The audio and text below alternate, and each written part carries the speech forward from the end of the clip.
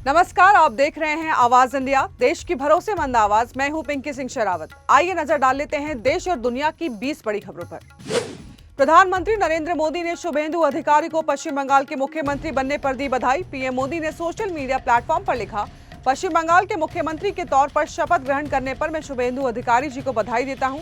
शुभेंदु अधिकारी ने एक ऐसे नेता के रूप में अपनी छवि और पहचान बनाई है जो बंगाल की जनता से गहराई से जुड़ रहे हैं और उनकी आकांक्षाओं को करीब से समझते भी हैं। पश्चिम बंगाल के कोलकाता में हुए शपथ ग्रहण समारोह के बाद पीएम मोदी ने राजनीतिक हिंसा में जान गंवाने वाले बीजेपी कार्यकर्ताओं के परिजनों से मुलाकात की।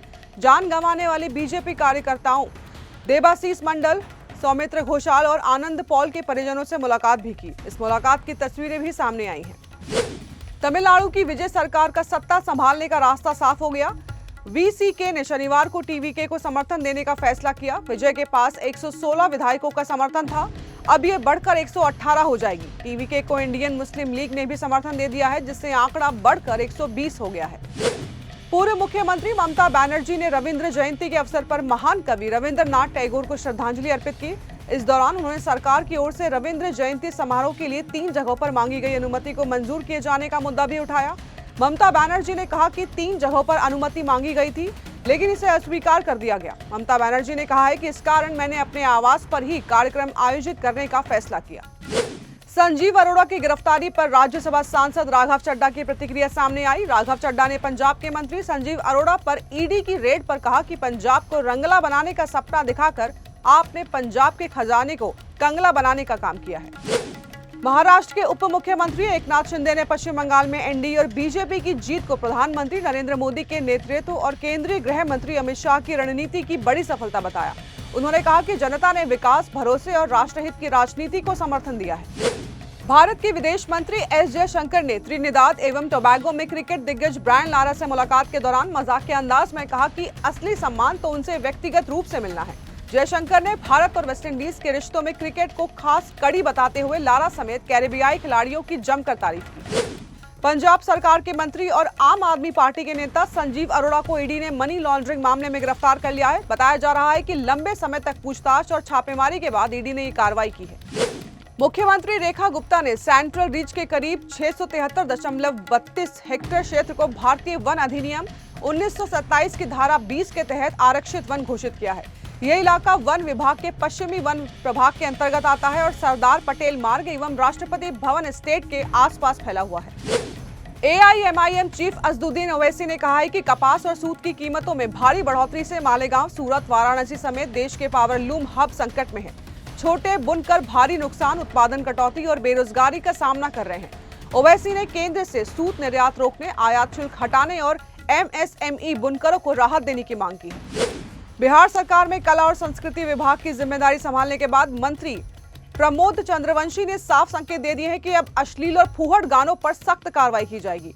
उन्होंने कहा कि कला और संस्कृति समाज को जोड़ने और लोगों के मन को बेहतर बनाने का माध्यम है, इसीलिए ऐसे गानों को बढ़ावा नहीं दिया जा सकता जो समाज में गलत असर डालें। जम्मू और कश्मीर में 100 दिन का नशा मुक्त जम्मू और कश्मीर अभियान, जिसकी अगुवाई उपराज्यपाल मनोज सिन्हा कर रहे हैं, अब अपने दूसरे महीने में प्रवेश कर चुका है। जम्मू कश्मीर पुलिस और प्रशासन पूरी दृढ़ता के साथ पूरे ड्रग नेटवर्क को खत्म करने के लिए व्यक्तिगत रूप से काम कर रहे हैं, जिसका लक्ष्य 100 दिनों के भीतर इस क्षेत्र को नशा मुक्त बनाना है। भारतीय कुश्ती महासंघ ने पहलवान विनेश फोगाट को करार बताओ नोटिस भेज दिया है। डब्ल्यूएफआई ने अनुशासनहीनता और डोपिंग विरोधी नियमों के उल्लंघन के आरोपों पर विनेश को नोटिस भेजा है। दिल्ली में स्टेट बीजेपी ऑफिस पर आतंकी हमले पर अलर्ट जारी किया गया। इसको देखते हुए आसपास की कड़ी सुरक्षा व्यवस्था कर दी गई है। आतंकी डीडीयू मार्ग स्थित दिल्ली बीजेपी मुख्यालय और आसपास के सरकारी दफ्तरों को निशाना बना सकते हैं। अलर्ट मिलते ही सुरक्षा एजेंसियां पूरी तरह सतर्क हो गई।